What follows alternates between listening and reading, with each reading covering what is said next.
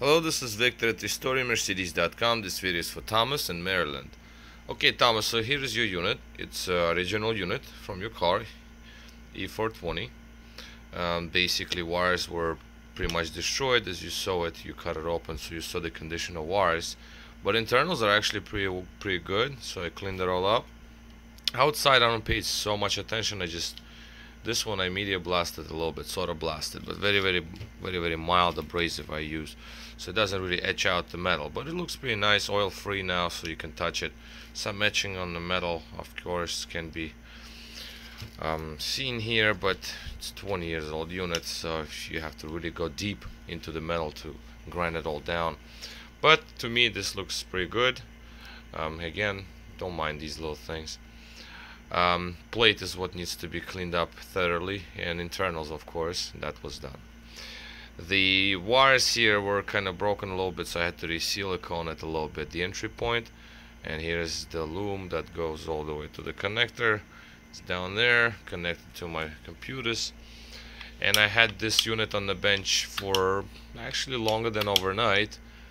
I had it on maybe about 16-17 hours, just so I just could test it for a long time. It just happened to happen. I was busy with other things.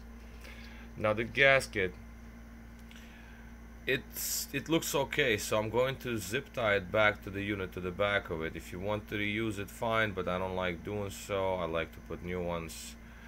But if because there's a little bit of a problem here. When it was removed from the vehicle, as you can see, there's a little bit of a break. You can put silicone on it, but if you need to remove it later, that's going to be a major issue, because you're going to have to scrape off all that extra silicone off the intake manifold. What you can do is you can put silicone on this part, on damaged part of the gasket here, and then stick it to the throttle body, so you have the clean surface to go and mate with intake manifold, so that way it's going to be easier to remove, because this part, this shiny part, nice and smooth, this was on the throttle body end. Okay, this was on the intake side, so this is the damage. Anyway, so I'm basically going to attach it like such, but again, make sure that you at least consider using the new gasket. Okay, it's only $2 at the dealer. It's pretty relatively inexpensive.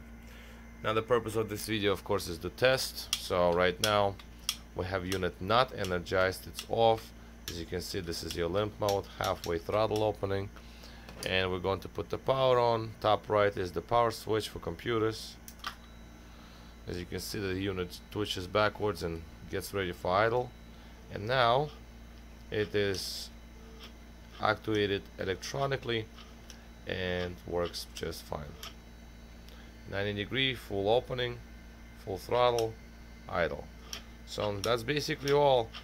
Another important factor is, because that's why I have these on the bench, is the clutch coil. Clutch coil itself is inside the throttle body, deep inside, and that has to be tested, because you want to make sure it does not shut down when the unit is hot, because if it heats up it might shut down. So as you can see, that's the temperature of the unit. That's on the case, that dissipates a lot of heat. It's aluminum, so we have 108, and on the bench it's about 81, 80. So this has been energized, because aluminum dissipates heat well. So to get it to this temperature, you see it's only 85 on the plate itself. So where the coil is and the case itself, it's pretty warm. Inside the coil is going to be way more than this, way hotter. But on the case itself, coil sits right around here. So it is hot. So that's the purpose of the test. Make sure that the coil does not shut down, and unit of course opens and closes, because if there is any issues with readings, if I move the lever, unit will shut down. Then I will know that there is any issues with the unit. This one works just fine. Alright, well, this video was again for Thomas in Maryland, and my name is Victor at RestoreYourMercedes.com. Thanks for watching.